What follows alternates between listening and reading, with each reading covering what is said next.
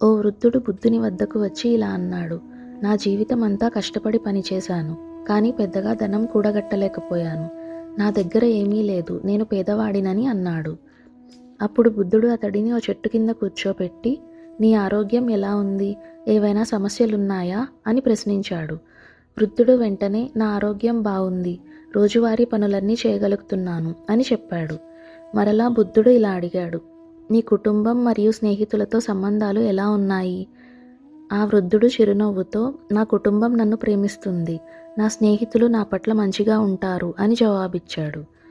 అప్పుడు బుద్ధుడు ఇలా చెప్పాడు, అసలైన సంపద ధనం కాదు, ఆరోగ్యం, కుటుంబం, స్నేహితులు మరియు మన మనసుకు ఉండే ప్రశాంతతే నిజమైన ఆస్తి.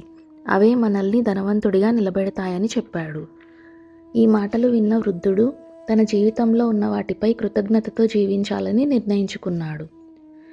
మంచి ఆరోగ్యం, సంబంధాలు, ప్రశాంతత ఉంటే మీరే నిజమైన ధనవంతులు.